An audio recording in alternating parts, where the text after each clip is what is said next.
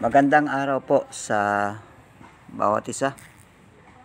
Ito pong video natin ay patungkol sa 1 Corinthians chapter 10 verse 33. Papagmagatan natin to na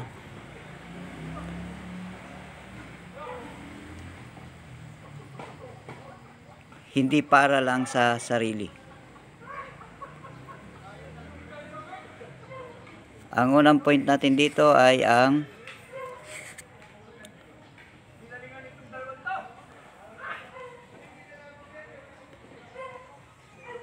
para sa Panginoon. Point number 1 ay para sa Panginoon. Basahin natin yung talata. Nagaya ko din naman na sa lahat ng mga bagay ay nagbigay lugod ako sa lahat ng mga tao, na hindi ko hinanap ang aking sarili kapakinabangan, kundi ang marami upang sila'y mga ligtas. Yan. Ang ating point ay para sa Panginoon. Hindi natin kayang isipin ang iba kung hindi natin iniisip muna ang Diyos. Maaring naiisip natin ang iba, pero ang malungkot dito, hindi tayo makakatanggap ng reward sa Panginoon kung hindi uunahin natin ang Panginoon.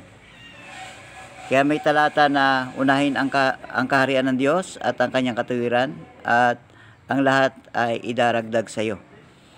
Kaya naroon yung talatang yon. Kasi ang sikreto para unahin ang iba ay ang unahin ang Diyos.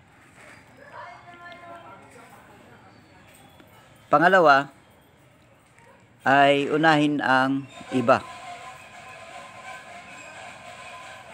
Yung unang puntos natin ay ang pag-una sa Diyos. Pangalawa ay ang para sa iba naman. Meron dito ang ilustrasyon. Ang sabi dito, ang sarap nitong gatas, wala akong pakialam kung wala nang natitira para sa iba. Naranasan mo na bang mag-isip ng ganito? Nakikita ng Diyos kapag iniisip mo lamang ang tungkol sa iyong sarili, at sa kanya ito ay mali. Kailangan niyang parusahan ang bawat kasalanan para mapatawad ka ng Diyos. Ang kanyang anak na si Jesus ay kailangan ipanganak bilang tao at mamatay sa krus. Ito ay isang uri ng kasalanan na nagresulta upang ang bawat isa ay maapektuhan. Pag tiningnan natin sa pamilya, maaring ang iba ay hindi maging convenient sa loob ng pamilya dahil sa ang iniisip ng bawat isa ay ang kanya lamang sarili. Pangalawa, sa community, kung ang merong mga tao na nanunungkulan o mga tao na iniisip lamang ang kanyang sarili, ay hindi magiging maganda ang community, maging sa buong mundo. Kung ang sarili lang niya ang iisipin at hindi niya iisipin ang iba, ay maaaring makaapekto rin ito sa kapakanan ng bawat isa. Kaya ditong 1 Corinthians chapter 10 verse 33 ay iisipin natin ano ba ang resulta nito sa bawat isa at sa pangkalahatan. Kaya ang pag-iisip sa iba ay napaka-importante. Una ay isipin natin ang Diyos, pangalawa ay isipin natin ang iba. Pag binasa natin muli ang talatang ito, ang sabi nito, nagaya ko din naman na sa lahat ng mga bagay ay nagbibigay lugod ako sa lahat ng mga tao, na hindi ko hinanap ang aking sarili kapakinabangan, kundi ang marami upang sila'y mga ligtas. Ito ay sinulat ni Pablo, at nakita natin ang resulta ng mga sulat ng ginawa ni Pablo, maging tayo ay nakinabang sa kanyang espiritual na buhay. maging ang Korinto ay binabasa natin ngayon, ito ay sulat ni Pablo. Hindi niya inisip ang kanyang sarili at inisip niya ang iba, kaya naisulat niya ang Korinto sapagkat ito ay sinulat niya sa mga taga-Korinto. Maging tayo sa kasalukuyan ay nakikinabang sa sulat ni Pablo sa mga taga-Korinto. Iyon ang resulta ng pag-iisip sa iba. Pag inisip naman natin ang Diyos, ang resulta nito ay ang kapakumbabaan na pagkilala natin sa Diyos at ang pamumuhay ayon sa kalooban ng Diyos. Kaya nga, nung tinanong ang Panginoong Jesucristo, ano ba ang mahalagang utos, sinagot ng Panginoong Hesus, mahalin mo ang Diyos ng buong puso, buong lakas, buong pag-iisip, at mahalin mo ang iyong kapwa tulad ng iyong sarili.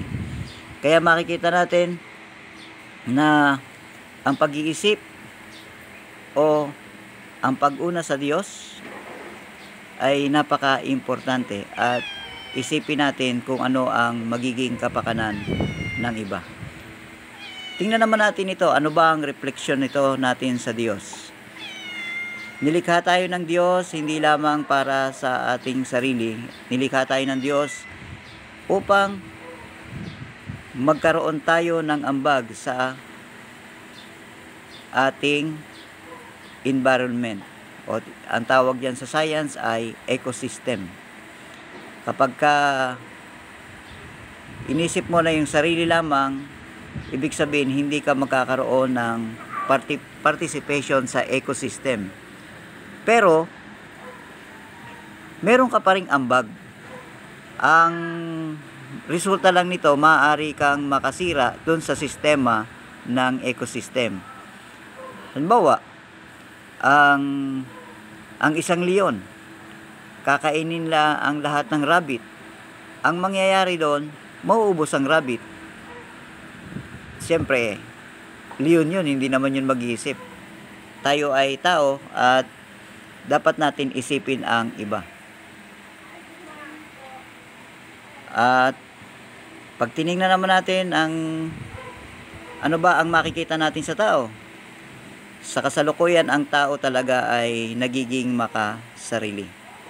Kaya meron talatang ganito na tinuturuan tayo ng Panginoon. Tingnan naman natin ang ating sarili. Ano ba ang makikita natin sarili? Kung sa akin, titingnan ko ang aking sarili, ay minsan ang ganun din ang aking buhay. Minsan iniisip ko lang ang sarili ko. Pero sa biyaya ng Panginoon, ako ay naiisip ko ang iba dahil sa mga turo ng kanyang salita. Kaya importante para sa akin ang salita ng Diyos para mag-guide. Sa ano ba ang aking gagawin? Ang aking gagawin ay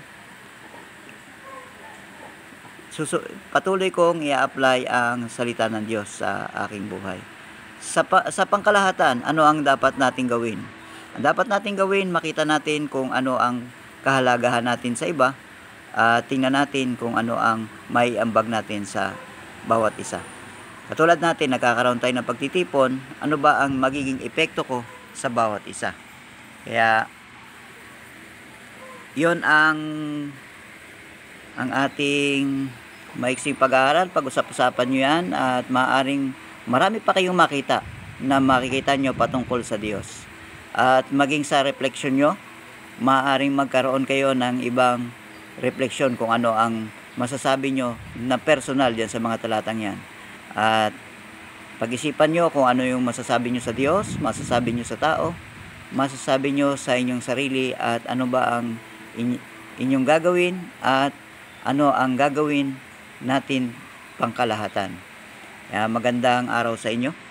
Hanggang dito na muna. Kung kayo ay may katanungan, i-send nyo na lang sa GC. Maraming salamat.